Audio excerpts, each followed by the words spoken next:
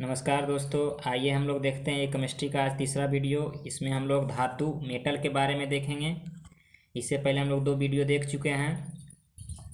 चलिए तो हम लोग स्टार्ट करते हैं। और जो भी नए चैनल पे हैं, आप चैनल को प्लीज़ सब्सक्राइब शेयर कीजिए। आप लोग चैनल को सब्सक्राइब शेयर नहीं करते हैं, प्लीज़ एक बार अपने ग्रुप में, व्हाट्सएप ग्रुप में शेयर कीजिए।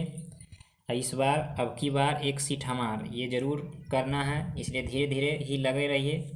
सारा क्वेश्चन कंप्लीट हो जाएगा। इसमें एनसीईआरटी का निचोड़ दिया जा रहा है। चलिए तो हम लोग देखते हैं आज का पहला क्वेश्चन। आज का पहला क्वेश्चन है कि किस धातु की विद्युत चालकता सबसे अधिक होती है। तो विद्युत चालकता सबसे ज़्यादा होगा चांदी का। चांदी का संकेत पूछता है तो AG चांदी का होता है संकेत, और AU सोना का होता है। विद्युत चालकता सबसे ज़्यादा चांदी का होगा। मोती की रासायनिक संरचना किस पदार्थ से निर्मित होती है। तो कैल्शियम कार्बोनेट। कैल्शियम कार्बोनेट ये पत्थर होता है। ये मूंगा चट्टानों में भी कैल्शियम कार्बोनेट पाया जाता है। इसका फार्मूला याद रखिएगा, CaCO3 रासायनिक संरचना है मोती का। सबसे नेक्स्ट है सबसे हल्की और सबसे भारी धातु कौन है। तो सबसे हल्का धातु लिथियम हो गया, और सबसे भारी धातु ओसमियम हो गया। ओसमियम ओस पड़ेगा तो सबसे भारी धातु ओसमियम। और दर्भ धातु कहेगा तो पारा हो गया, दर्भ धातु। आगे है सबसे भारी प्राकृतिक तत्व कौन सा है। तो सबसे भारी प्राकृतिक तत्व हो गया यूरेनियम। नेक्स्ट है मोनाजाइट किसका अयस्क है। मोनाजाइट हो गया थोरियम का अयस्क। मोनाजाइट किसका अयस्क है, थोरियम का। आगे है कि मोती के मुख्य अवयव कौन कौन से है। तो मोती के अवयव हो गया एर्गोनाइट और कंचियोलिन, ये मोती का अवयव हो गया। चाकू से काटी जा सकने वाली धातु का नाम बताना है। तो चाकू से हम लोग सोडियम और पोटेशियम को काट सकते हैं। चाकू से सोडियम हो गया और पोटेशियम, सोडियम पोटेशियम को चाकू से काट सकते हैं। अत्यधिक कोमल खनिज टाल्क किससे निर्मित होता है। तो मैग्नीशियम सिलिकेट से। मैग्नीशियम सिलिकेट हो जाएगा इसका आंसर। भविष्य का धातु पूछा जाता है। भविष्य का धातु किसे कहते हैं, फ्यूचर मेटल। तो टाइटेनियम को, टाइटेनियम को भविष्य का धातु को बोला जाता है। अबरख जो है कच्चे माल के रूप में किस उद्योग में प्रयोग किया जाता है। तो ये विद्युत में प्रयोग किया जाता है अबरख का। ये हम लोग आयरन करते हैं, उसमें भी अबरख का प्रयोग किया जाता है। अबरख जो होता है ये विद्युत का कुचालक होता है। एक पूछा जाता है कि आतिशबाजी में बेरियम के कारण कौन सा रंग होता है। तो बेरियम के कारण हरा रंग, याद रखिएगा। बेरियम के कारण हरा रंग और स्ट्रांसियम के कारण लाल रंग होता है। ये दोनों इंपॉर्टेंट है, याद रखिएगा, बहुत बार बार पूछा जाता है।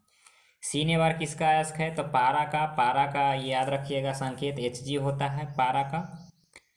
औजार निर्माण में सर्वप्रथम किस धातु का खोज की गई थी। तो सबसे पहले तांबा का खोज किया गया था।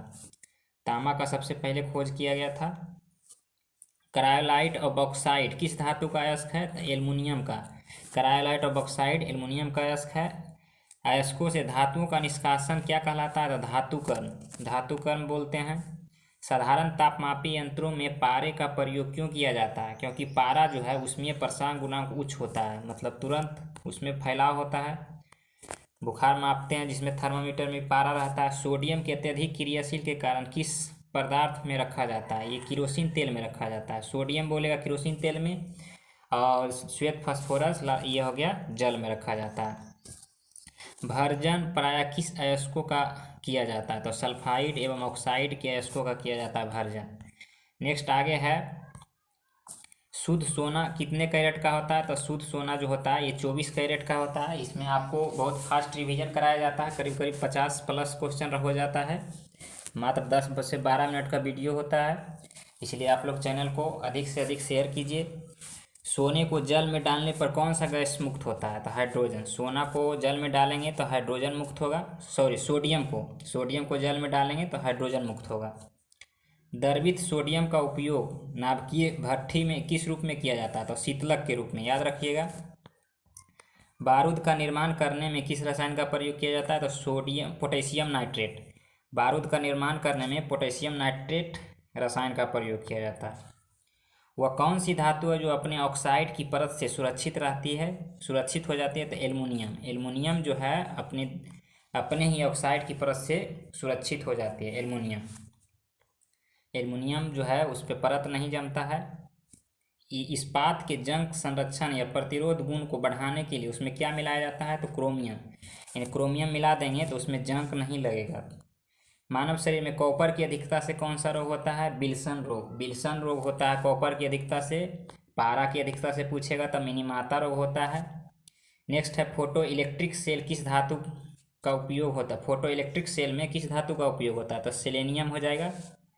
अगला क्वेश्चन है कि कौन सा तत्व स्वतंत्र अवस्था में पाया जाता है? तो सल्फर स्वतंत्र अवस्था में पाया जाता है। सल्फर धातुओं में सर्वाधिक हीन चालकता किसकी होती है? ये धातु सीसा धातु है, लेकिन इसका चालकता बहुत खराब है, हीन है। भविष्य का ईंधन किसे कहा जाता है? तो हाइड्रोजन। हाइड्रोजन को है जो भविष्य का ईंधन कहा जाता है। चतुष्फलकीय संरचना के कारण हीरा जो है ग्रेफाइट की अपेक्षा अधिक कठोर होता है। हीरा मतलब अधिक कठोर होता है ग्रेफाइट की अपेक्षा। तो किसके कारण? तो चतुष्फलकीय के कारण होता है। प्याज की कड़वाहट का क्या कारण है? तो प्याज में सल्फर होता है, जिसके कारण ये कड़वाहट होता है। यूरेनियम का मुख्य अयस्क बताना है, तो पिच ब्लेंड यूरेनियम का मुख्य अयस्क है। नेक्स्ट है सल क्रिया में पट्टियों के रूप में किस रासायनिक का प्रयोग किया जाता है? तो कैल्शियम सल्फेट का। नेक्स्ट है कि सबसे कठोर धातु कौन सा है? तो सबसे कठोर धातु हो जाएगा प्लैटिनम, सबसे कठोर धातु है। और ये देखिए बार बार पूछा जाता है कि हरा कासिस, तो हरा कासिस फेरस सल्फेट FeSO4 × 7H2O। देखिए इसमें हरा रहेगा तो फेरस लोहा, नीला रहेगा तो कॉपर, श्वेत रहेगा तो जिंक और लाल रहेगा तो कोबाल्ट। हरा कशिश फेरस सल्फेट, नीला कशिश कॉपर सल्फेट, श्वेत कशिश जिंक सल्फेट, लाल कशिश cobalt sulphate. Ferrous sulphate FeSO4 × 7H2O, copper sulphate CuSO4 × 5H2O, zinc sulphate ZnSO4 × 7H2O, cobalt sulphate CuSO4 × 7H2O। तो इसमें कॉपर सल्फेट में CuSO4 × 5H2O, बाकी सब में 7H2O रहता है। तो ये बहुत इंपॉर्टेंट हो जाता है। हरा कशिश बोलेगा तो फेरस सल्फेट, नीला कशिश कॉपर और श्वेत कशिश जिंक सल्फेट और लाल कशिश कोबाल्ट सल्फेट हो जाएगा। आइए देखते हैं नेक्स्ट पेज। नेक्स्ट देखिए धातु है और उसका अयस्क है।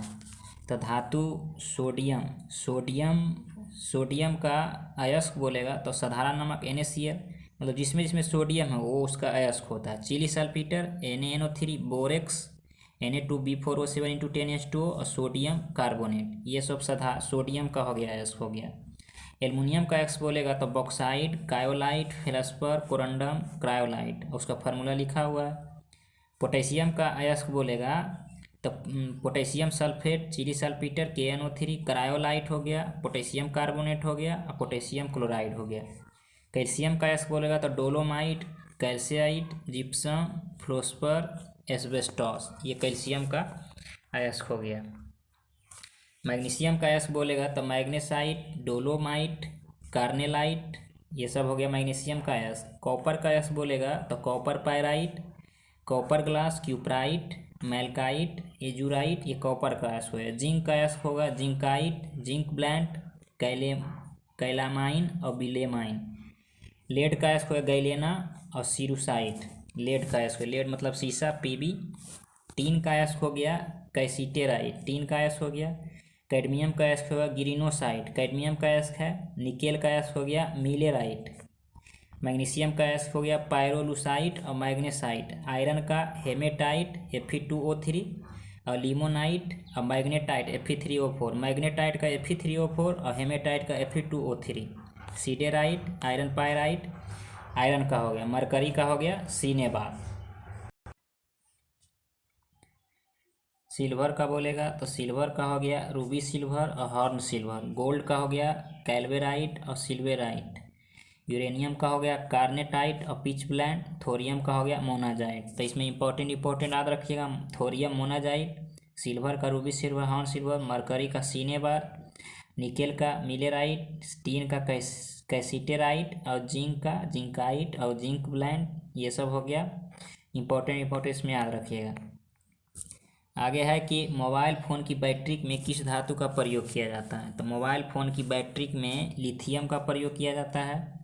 नेक्स्ट है क्यूक्लाइम, क्यूक्लाइम का रासायनिक नाम बताना है तो कैल्शियम ऑक्साइड होता है। कैल्शियम ऑक्साइड, इसको हम बिना बुझा हुआ चूना भी बोलते हैं कैल्शियम ऑक्साइड। कैल्शियम हाइड्रोक्साइड रहेगा तो बुझा हुआ चूना बोलेंगे, इसको बिना बुझा हुआ चूना कैल्शियम ऑक्साइड क्यूक्लाइम। परमाणु घड़ियों में टाइम कीपर के रूप में किसका प्रयोग किया जाता है? तो सीजियम का प्रयोग किया जाता है।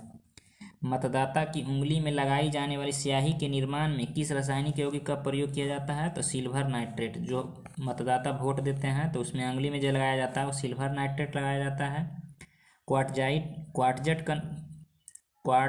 क्वार्ट्ज का रासायनिक नाम बताना है तो सोडियम सिलिकेट होता है। एक नीचे क्वेश्चन है कि आयरन पायराइट FeS2, ये आयरन पायराइट है, इसको झूठा सोना कहा जाता है, मूर्खों का सोना कहा जाता है। नेक्स्ट है पर्ल एस किस रासायनिक यौगिक को कहा जाता है? तो पोटेशियम कार्बोनेट को, K2CO3 पर्ल एस बोलते हैं इसको। जिंक सल्फेट का प्रयोग सामान्यतः किस रूप में किया जाता है? तो कवकनाशी के रूप में जिंक सल्फेट का प्रयोग किया जाता है। आगे एक है भूपर्पट्टी में सर्वाधिक मात्रा में पाए जाने वाला तत्व कर्म्स के अनुसार दिया गया है, सबसे ज़्यादा कौन पाया जाता है भूपर्पट्टी पर? तो इसका एक ट्रिक था ऑक्सीएलो कैसीपेमो। इसका देखिए ऑक्सीएलो और कैसोपोमो, पोटेशियम और मैग्नीशियम होता है। यहाँ तक दिया हुआ ट्रिक। ऑक्सीजन सबसे ज़्यादा, उसके बाद सिलिकॉन, उसके बाद एल्युमिनियम, उसके बाद आयरन, उसके बाद मैग्नीशियम, उसके बाद सोडियम, उसके बाद मैग्नीशियम और उसके बाद टाइटेनियम, उसके बाद हाइड्रोजन, ये सब तत्व पाया जाता है। तो चलिए हम लोग मिलते हैं नेक्स्ट वीडियो में। धन्यवाद।